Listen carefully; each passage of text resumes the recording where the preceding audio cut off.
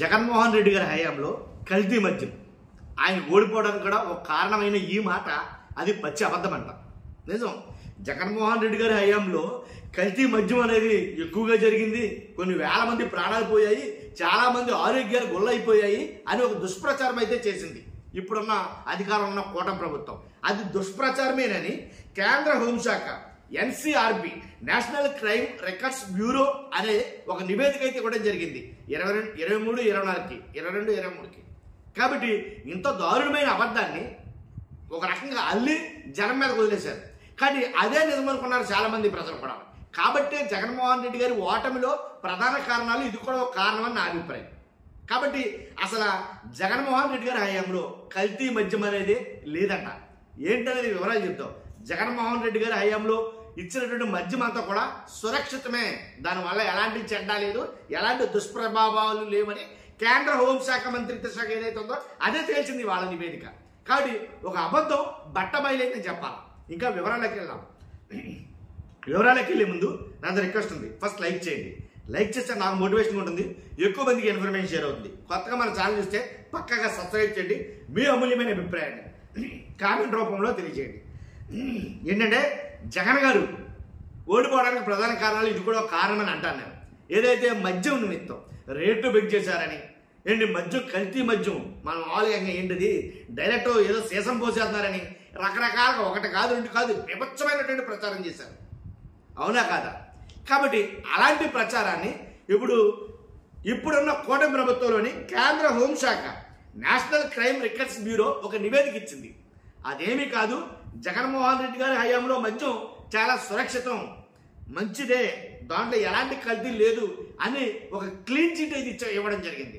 నిజంగా ఇది ఎలాంటిదంటే జగన్మోహన్ రెడ్డి గారి ఆయన హయాంలో చేసిన ఒక్కొక్కటి ఇప్పుడు బట్టబయలు అవుతున్నాయి. అంటే అబద్ధాలు ఏదైతే క్రియేట్ చేశారో జగన్మోహన్ రెడ్డి గారు చేసిన పనుల్ని చాలా మటుకి మార్చి చూపించారో అవన్నీ కూడా నిజాలు తేటతెల్లం అవుతున్నాయని చెప్పాలి. ఏదైతే అప్పట్లో కల్తీ మద్యం అసలు ఆ జాడే లేదని ఇప్పుడు తేల్చడమే జరిగింది. అక్రమ కల్తీ మద్యం సేవించిన కేసు ఒక్కటి కూడా నమోదు కాలేదంట ఆంధ్రప్రదేశ్లో.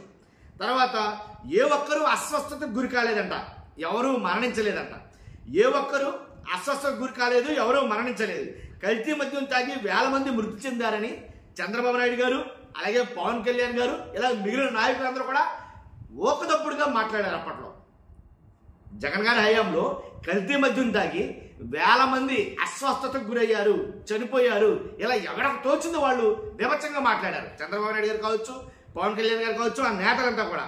కాబట్టి అవన్నీ అబద్ధాలే, వాళ్ళు చెప్పినవన్నీ అబద్ధాలే, నిజమది కాదు అని తేల్చి చెప్పేసింది కేంద్ర హోంశాఖ ఎన్సీఆర్బి. అది ఎలా అంటే మద్యంపై ఎన్నికల ముందు టీడీపీ అధ్యక్షుడు చంద్రబాబు నాయుడు గారు మొత్తం ఆయన బ్యాచ్ అంతా చేసిన ప్రచారం అంతా పచ్చి బోగస్, పచ్చి అబద్ధం అని దీని ద్వారా తేలింది. ఎందుకంటే కల్తీ మద్యం అసలు జాడే లేదని సాక్షాత్తు కేంద్ర హోంశాఖ వెలువరించిన ఈ నివేదికను చూస్తే అర్థమైపోతుంది. 2022-23లో రాష్ట్రంలో కల్తీ మద్యం కేసు ఒక్కటి కూడా నమోదు కాలేదు, ఏ ఒక్కరు అస్వస్థతకు గురి కాలేదు, ఏ ఒక్కరు కూడా మరణించలేదు. ఈ విషయాలని కేంద్ర మంత్రిత్వ శాఖ తాజాగా విడుదల చేసిన 2023 NCRB national crime records bureau నివేదిక స్పష్టంగా తేల్చెప్పింది. నాణ్యత లేని కల్తీ మద్యం తాగి వేల మంది ప్రాణాలు కోల్పోయారని, అనేక మంది అనారోగ్యానికి గురయ్యారంటూ ఎన్నికల ముందు చంద్రబాబు నాయుడు గారితో పాటు వాళ్ళ నాయకులు అందరూ కూడా మొత్తం ఒక రకంగా కొన్ని అబద్ధాలను జనాల మీద వదిలేశారు. ఎల్లో మీడియా పెద్ద ఎత్తున దుష్ప్రచారం చేసింది. ఆ ప్రచారాలన్నీ పచ్చి అబద్ధాలేనని తాజా ఎన్సీఆర్బి నివేదికలు కుండబద్దలు కొట్టాయి. అంటే ఎన్నికల ముందు ఆఖరికి మద్యం విషయంలో కూడా చంద్రబాబు నాయుడు గారు ఎలాంటి ప్రచారం చేశారో జనాలకి ఇప్పుడు అర్థమవుతుంది. ఎన్సీఆర్బి నివేదిక ప్రకారం దేశంలో 2022లో అక్రమ కల్తీ మద్యం కేసులు 507 కేసులు నమోదయ్యాయి. దేశంలో అక్రమ కల్తీ మద్యం సేవించిన ఘటనల్లో 617 మంది మృతి చెందారు. ఆంధ్రప్రదేశ్లో మాత్రం 2022లో అక్రమ కల్తీ మద్యం సేవించిన కేసు ఒక్కటి కూడా నమోదు కాలేదు. తర్వాత ఎవరూ అస్వస్థతకు గురి కాలేదు, ఒక్క మరణం నమోదు కూడా కాలేదు. 2022లో అక్రమ కల్తీ మద్యం సేవించి బీహార్లో అయితే కనుక 134 మంది చనిపోయారు, కర్ణాటకలో 96 మంది చనిపోయారు, పంజాబ్లో 90 మంది చనిపోయారు, ఛత్తీస్గఢ్లో 60 మంది చనిపోయారు, జార్ఖండ్లో 55 మంది చనిపోయారు, ఉత్తరప్రదేశ్లో 50 మంది చనిపోయారు. అలాగే 2023లో దేశంలో అక్రమ కల్తీ మద్యం సేవించిన కేసుల్లో 456 నమోదు కాగా ఈ ఘటనలో 522 మంది చనిపోయారు. ఆంధ్రప్రదేశ్లో మాత్రం అక్రమ కల్తీ మద్యం సేవించిన ఒక్క కేసు కూడా నమోదు కాలేదు. ఎవరూ అస్వస్థతకు గురి కాలేదు, మరణాలు సంభవించలేదు.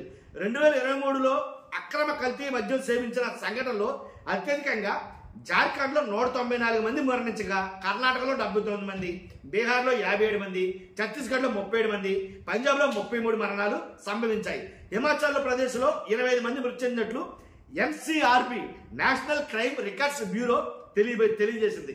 నిజంగా ఇది ఎలా అంటే చాలా మందికి చెప్పబెట్టి లాంటిదే చెప్పాలి వాస్తవంగా. ఎందుకంటే ఏదైతే తాను చచ్చిపోయారు కల్తీ మద్యం ఎప్పుడప్పుడు అంటారన్నారు కదా, ఈ కల్తీ మద్యం అని ఎంతమంది అయితే అన్నారో అవన్నీ అవాస్తవాలని చెప్పేసి ఇప్పుడు ప్రభుత్వం కేంద్ర హోంశాఖ NCRB national crime records bureau ఒక నివేదికలు అయితే కనుక ఇవ్వడం జరిగింది. చూద్దాం ఇప్పుడు దాన్ని బట్టి వాళ్ళు ఏం మాట్లాడతారు ఏంటనేది. చూస్తున్న మీరు అందరూ కూడా మీ అభిప్రాయాన్ని కామెంట్ రూపంలో తెలియజేయండి. ఫస్ట్ అయితే లైక్ చేయండి, కొత్తగా మన ఛానల్ చూస్తే పక్కాగా సబ్స్క్రైబ్ చేయండి. Thank you very much.